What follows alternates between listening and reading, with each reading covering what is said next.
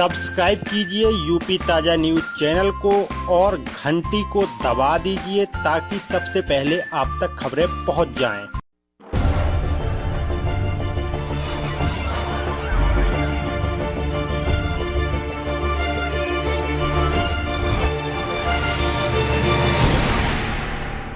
दौरा नहीं था, मैं अखिल भारतीय विद्यार्थी परिषद का एक चल रहा था युवा पखवाड़ा, स्वामी विवेकानंद की जयंती से लेकर के नेताजी सुभाष चंद्र बोस की जयंती तक अखिल भारतीय विद्यार्थी परिषद के लोग छात्र छात्राओं में उनके व्यक्तित्व के विकास को ध्यान में रख करके उनके मन में राष्ट्रीयता का भाव भरने के लिए स्वामी विवेकानंद जी, सुभाष चंद्र बोस जी, इनके बारे में कार्यक्रम करते हैं। अभी इन लोगों ने नई शिक्षा नीति पर एक निबंध प्रतियोगिता का आयोजन किया था ताकि अधिक से अधिक छात्र उसके बारे में जाने समझें। नृत्य प्रतियोगिता, गायन प्रतियोगिता, निबंध प्रतियोगिता, वाद विवाद, भाषण, ऐसे तमाम सारे कार्यक्रम ये लोग करते हैं इस पूरे 15 दिन में। उसी पखवाड़े का इनका समापन समारोह था युवोत्सव नाम से, उसी कार्यक्रम में भाग लेने के लिए आया। मंत्री जी, जैसे तैनाती हो रही, काफी तबादले की भी प्रक्रिया शुरू होने जा रही है, इससे अछूते नगर क्षेत्र के विद्यालय में बहुत खराब दशा है। एक शिक्षक है, कहीं वो भी नहीं है, तो इसमें क्या सुधार की गुंजाइश है, कैसे होगा ये बंद करने की? पिछले 50 वर्षों से ये समस्या है कि नगर क्षेत्र में शिक्षकों की कमी रही है। हमारी सरकार, माननीय मुख्यमंत्री जी स्वयं इस विषय में रुचि ले रहे थे और कठिनाई ये हो रही थी कि नगर क्षेत्र में कोई नई भर्ती नहीं हो पा रही थी। जो भी भर्तियां हो रही थी वो ग्रामीण क्षेत्र में हो रही थी। योगी सरकार ने अभी तक के 4 साल के कार्यकाल में 1,20,000 से अधिक शिक्षकों की भर्ती बेसिक शिक्षा में की। फिर भी नगर क्षेत्र में वो कमी इसलिए नहीं दूर हो पा रही थी क्योंकि उनका कैडर अलग था। उस समस्या के समाधान के लिए अभी तो चूंकि नियमों में संशोधन करने में समय लगता, इसलिए हमने सबको उनका प्लेसमेंट कर दिया है ग्रामीण क्षेत्र में। लेकिन आने वाले 1-2 महीनों में हम ये नगर और ग्रामीण क्षेत्र का विभाजन खत्म करने वाले हैं। फिर समायोजन के माध्यम से ग्रामीण क्षेत्र में जहां अतिरिक्त शिक्षक हमारे पास है उनको नगर क्षेत्र में लेकर आएंगे और आने वाले 2-3 महीनों में नगर क्षेत्र में शिक्षकों की कमी भी पूरी हो जाएगी। पारस्परिक म्यूचुअल वाले तबादले की क्या उम्मीद है? म्यूचुअल तबादले की प्रक्रिया चल रही है, जो कि उसका फॉर्मेट अलग है। 2 व्यक्ति एक साथ उसमें आवेदन करते हैं, एक की जगह पर दूसरे को जाना होता है। इसलिए अभी NIC का जो सॉफ्टवेयर था जिसके माध्यम से एकल स्थानांतरण जारी हुए, उसके अलावा इसकी प्रक्रिया थोड़ी अलग थी, कठिन थी। जल्दी ही वो सूची जारी हो जाएगी। बेसिक शिक्षा में और क्या नया कर रहे हैं या करेंगे? आप जब से उत्तर प्रदेश में योगी सरकार आई है, आप देख रहे होंगे बेसिक शिक्षा में आमूलचूल परिवर्तन हुआ है। माननीय मुख्यमंत्री जी के मार्गदर्शन में ऑपरेशन कायाकल्प शुरू हुआ तो पहली बार उत्तर प्रदेश के स्कूलों के भवन आपको दूर से देखकर अच्छा लग रहा है। इंफ्रास्ट्रक्चर ठीक हुआ, छतों की मरम्मत हुई। पहली बार हम लोगों ने उत्तर प्रदेश के सरकारी स्कूलों में फर्श पर टाइल्स देखे, रंग बिरंगी पेंटिंग हुई, वो शिक्षाप्रद पेंटिंग हुई है। बच्चा स्कूल पहुंचे तो बाहर की दीवारों से लेकर अंदर की कक्षाओं की दीवारें ही उसको पढ़ा दे, इस तरह की पेंटिंग हुई है।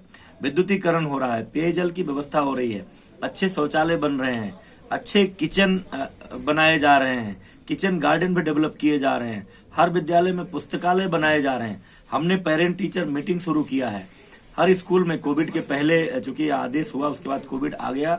अभी जब स्कूल खुलेंगे तो 15 मिनट का योगा होगा। फरवरी में ही, पिछले फरवरी में कोविड आने से पहले हमने सरकारी स्कूलों में वार्षिक समारोह का आयोजन शुरू किया है। शिक्षकों की भर्ती हो जाती थी, उनका कोई प्रशिक्षण नहीं होता था, तो जो नई नई विधाएं शिक्षा की आती है उनको जानकारी मिल रही है। इसलिए निष्ठा नाम का एक पूरे दुनिया का सबसे बड़ा शिक्षक प्रशिक्षण कार्यक्रम शुरू किया। उत्तर प्रदेश में स्कूलों में शिक्षकों की कमी थी, जिसके कारण गुणवत्तापूर्ण शिक्षा गांव के गरीब मजदूर किसान के बच्चे को नहीं मिल पा रही थी। उसको पूरा करने के लिए हम लोगों ने 72,000 शिक्षक भर्ती प्रक्रिया पूरी की, उसमें लगभग 43,000 शिक्षकों का चयन हुआ। फिर 12,000 शिक्षक भर्ती प्रक्रिया पूरी की, जिसमें लगभग 6,000 शिक्षकों का चयन हुआ। फिर अभी 69,000 भर्ती प्रक्रिया पूरी की है, जिसमें लगभग 68,000 शिक्षकों का चयन हुआ है। लगभग 1,20,000 शिक्षकों का चयन करके अब स्थिति यह है कि इनका प्लेसमेंट होने के बाद उत्तर प्रदेश का एक भी ऐसा विद्यालय नहीं बचेगा जहां कम से कम एक स्थायी शिक्षक ना हो। तो ये सारे प्रयास हम लोग कर रहे हैं, लगातार कर रहे हैं। जब से उत्तर प्रदेश में योगी सरकार आई है, आप देखेंगे 2017 के बाद के बेसिक शिक्षा के स्कूलों को और 2017 के पहले के स्कूलों को देखेंगे तो आपको आमूलचूल परिवर्तन दिखाई देगा। 2 जोड़ी रंगीन ड्रेस हमने देने शुरू किए, खाकी ड्रेस हटा करके जूते भी दे रहे हैं, मोजा भी दे रहे हैं, स्वेटर भी दे रहे हैं, बैग भी दे रहे हैं, किताबें भी दे रहे हैं। इस साल लॉकडाउन है, सारे स्कूल बंद हैं, लेकिन बच्चों को उनका यूनिफॉर्म, उनका स्वेटर, उनकी किताबें, ये सब उनके घर तक पहुंचाई जा रहे हैं। मिड डे मील जो नहीं बन पाया लॉकडाउन के कारण, उसका अनाज बच्चों के घर तक पहुंच गया और कन्वर्जन कास्ट उनके अभिभावकों के खाते तक। ये ऐतिहासिक परिवर्तन योगी सरकार के नेतृत्व में उत्तर प्रदेश की बेसिक शिक्षा में हुआ। कोरोना काल में पिछले साल बच्चे को आगे की कक्षा में भेज दिया गया, इस बार क्या परीक्षा होगी या प्रमोशन उसी टाइप का होगा? अगर पूरे सत्र कक्षाएं नहीं चल पाएंगी,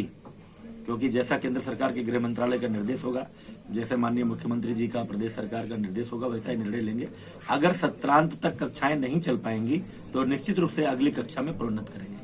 अच्छा, एक सवाल और आपसे पूछना चाहेंगे, आपकी जानकारी भी होगी, आपके हस्ताक्षर से एक जांच का पत्र भी वायरल हुआ था कन्नौज का, यूनिफॉर्म का मामला था, जिलाध्यक्ष भी बैठे हैं, उन्होंने ही खोला था, उसके बाद उसमें कोई कार्रवाई नहीं हुई, मामला दब गया। अभी बच्चे कह रहे हैं कि पार्टी के ही लोग हैं। मैंने जांच के लिए लिखा था, अभी जांच की रिपोर्ट की क्या स्थिति है मुझे जानकारी नहीं, लखनऊ पहुंचकर उसकी रिपोर्ट देखूंगा। अगर कोई भी दोषी पाया जाएगा तो उसके खिलाफ कार्रवाई होगी, क्योंकि योगी सरकार में कोई भी भ्रष्टाचार या शासन की मंशा के खिलाफ काम करने वाला अधिकारी कर्मचारी। मंत्री जी, 3 महीने पहले जांच हो चुकी थी, उसमें 3 आरोपियों के खिलाफ FIR भी दर्ज हुई है, लेकिन अभी तक किसी की गिरफ्तारी नहीं हो सकी। मुझे नहीं उस जांच रिपोर्ट की जानकारी है, मैं लखनऊ पहुंचकर रिपोर्ट मंगाऊंगा। अगर कोई दोषी सिद्ध होगा तो उसके खिलाफ कार्रवाई होगी। ये जो भर्ती प्रक्रिया हुई मंत्री जी, इसमें जो पद रिक्त रह गए हैं, तो इसके लिए क्या अभी प्रक्रिया शुरू की जाएगी या चुनाव के बाद इसकी? देखिए, मैंने कहा कि बड़ी संख्या में शिक्षकों की भर्ती हम लोगों ने की है।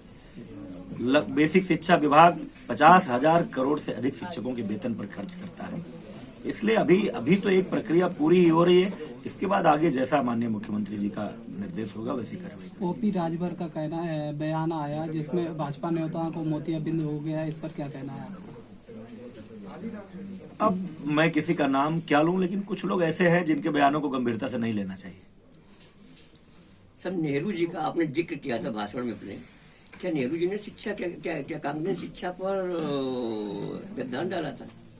ना, मैंने जिक्र तो ये किया था कि जब देश आजाद हो रहा था तो उन्होंने अपना भाषण देते समय एक वाक्य जो प्रयोग किया था, we are nation in the making, कि मतलब अब हम एक राष्ट्र बन रहे हैं। मैंने कहा कि उस विचार से हम सहमत नहीं हैं। भारत एक पुरातन राष्ट्र है, भारत का बहुत प्राचीन इतिहास है, 10,000 वर्षों से अधिक का इतिहास है। राम, कृष्ण, महाभारत, गीता, गंगा, यमुना, सरस्वती, इन सब का इतिहास आजादी के हजारों वर्ष पहले का पुराना है। तो ये कहना कि 15 अगस्त के बाद हमारा देश एक राष्ट्र बना, पंडित नेहरू के इस विचार से हम सहमत नहीं है। लेकिन एक सवाल और है, जैसे कि जो अभी स्कूल आवंटन हो रहा, पदस्थापन नए शिक्षकों का, तो उसमें सारे स्कूल नहीं खुल रहे हैं। ये हमारी प्राथमिकता है कि जिन स्कूलों में शिक्षक नहीं है पहले वहां शिक्षक भेजे जाएं। अभी तक आप लोग ही और जनता ही शिकायत करती थी कि किसी स्कूल में आवश्यकता से अधिक शिक्षक हैं और किसी स्कूल में बिल्कुल शिक्षक नहीं है। इसलिए हमने अब प्रायोरिटी तय कर दी, सबसे पहले उस स्कूल को टीचर दिए जाएंगे जहां केवल शिक्षा मित्र या अनुदेशक के भरोसे चल रहा है, एक भी स्थायी शिक्षक नहीं है। सब जगह 1 हो जाएंगे तो 2 करेंगे, 2 हो जाएंगे तो 3 करेंगे। जब सब स्कूलों में 3 हो जाएंगे उसके बाद ही किसी स्कूल को चौथा शिक्षक मिलेगा। और पूरी प्रक्रिया ऑनलाइन है, पारदर्शी है, कोई सिफारिश नहीं, किसी तरह की कोई भ्रष्टाचार की संभावना नहीं। अच्छा, जो लोग छूट जाएंगे क्या उनको एक तीसरा मौका और मिलेगा क्या? धन्यवाद। किसान आंदोलन भयंकर होगा, सरकार चुप है, सुप्रीम कोर्ट टिप्पणी कर रही है, इस पर क्या कहें? ये जिन मामलों पर माननीय प्रधानमंत्री जी ने स्वयं 25 दिसंबर को विस्तार से हर ब्लॉक में देश के किसानों के सम्मेलन के माध्यम से उन्होंने अपनी बातें कही है। समय समय पर केंद्र सरकार के प्रतिनिधि, माननीय कृषि मंत्री, माननीय गृह मंत्री जी, सब लोगों के नेतृत्व में किसानों से वार्ता हो रही है। आप सबको जानकारी है उस विषय में। कोरोना पिछले 2 सालों से आकांक्षी जनपद वाले अध्यापकों के ट्रांसफर नहीं हुआ। देखिए, आकांक्षी जनपद इसलिए आकांक्षी जनपद की सूची में आए क्योंकि उनके चिकित्सा और शिक्षा के संकेत सूचकांक बहुत पीछे थे। देश के 115 पिछड़े हुए जिलों में उत्तर प्रदेश के 8 जिले थे जिनको आकांक्षी जनपद कहा माननीय प्रधानमंत्री जी ने, और उसके लिए विशेष अभियान केंद्र सरकार ने, प्रदेश सरकार ने चलाया कि वो पिछड़ेपन से बाहर निकले। लेकिन जब तक उनकी चिकित्सा, स्वास्थ्य और शिक्षा की स्थिति ठीक नहीं हो जाती तब तक के लिए सामान्य निर्देश था कि वहां पद रिक्त नहीं रहने चाहिए। स्कूल में टीचर ही नहीं होगा तो शिक्षा की स्थिति कैसे सुधरेगी? इसलिए अभी तक वहां के स्थानांतरण पर एक प्रतिबंध था कि अधिक संख्या में वहां से टीचर बाहर, क्योंकि वहां की समस्या है, बाहर से वहां कोई जाना नहीं चाहता है, और वहां से सारे लोगों को अगर बाहर भेज दिया जाएगा तो फिर आप ही लोग सवाल खड़ा करेंगे कि साहब आकांक्षी जनपदों में स्कूलों में कोई टीचर नहीं है, बच्चे कैसे पढ़ेंगे? इसलिए प्रतिबंध था। लेकिन अब हम सरकार को यह आग्रह करने वाले हैं कि 69,000 की शिक्षक भर्ती के बाद आकांक्षी जनपदों में शिक्षकों की संख्या पर्याप्त हो गई है। इसलिए भविष्य में जब कभी स्थानांतरण की प्रक्रिया होगी तो इन जनपदों में भी सामान्य रूप से स्थानांतरण होंगे, कोई प्रतिबंध नहीं रहेगा। कोरोना काल के बाद वैक्सीन भी आ गई, कब तक स्कूल खुलने की उम्मीद है? मैंने कहा ना, जैसा केंद्रीय गृह मंत्रालय का और उत्तर प्रदेश सरकार का जब निर्देश प्राप्त होगा, माननीय मुख्यमंत्री जी ने अभी जल्दी ही एक स्थान पर कहा है कि टीकाकरण की प्रक्रिया थोड़ी आगे बढ़ जाए, क्योंकि बच्चे सबसे ज्यादा संवेदनशील होते हैं। बड़े लोग ही तमाम सारे जो उसके नियम हैं, जो प्रोटोकॉल है, उसका पालन नहीं कर पा रहे हैं कई बार। तो बच्चे तो लापरवाह होते ही हैं, बच्चे कितना ध्यान देंगे।